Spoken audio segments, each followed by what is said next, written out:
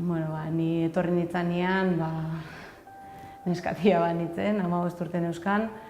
eta egia esan futbol munduan 7 urtetatik jokatzen nuen, baina ja klub serio batian, ero Ibar bezalako klub batian, sekula ez neukan aukera eduki aurretik jokatzeko. Eta etorri nintzanean, ni txiki-txikia sentitzen nintzen, esperientzia falta, ikusten nuen zela jendeak ja bere konfiantza zeukan, danak ikusten dituen ni baino biak ziela, ezingo nula bertan jokau,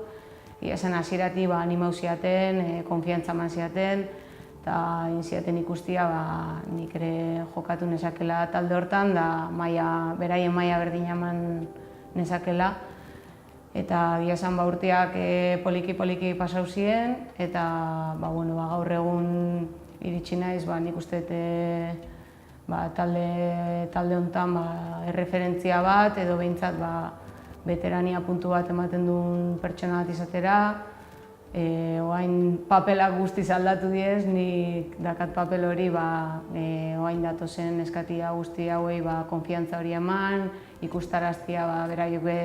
egongo diala lehenengo taldean referente izaten momentu baten,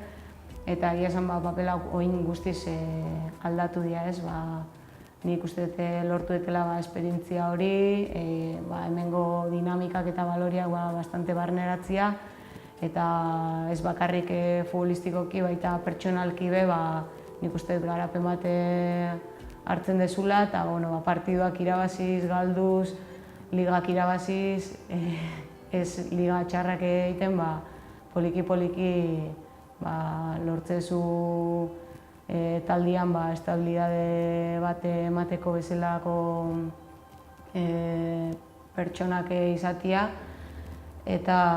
egia esan nik definituko nuen dena etorri nintzanean oraindik esperientzia gabeko pertsona bat, futbolean formazio gutxi jasotako pertsona bat, eta gaur egun arazkit denboraldi batzuk, hemen 10 denboraldi, 22 urte futbolian jokatzen, eta egia esan gaur egun esan daike esperientzia lortu dugula, eta orain guri tokatzen zaigula hori dana trasladatzea gure atzetik datozen pertsona guztiei, beraiek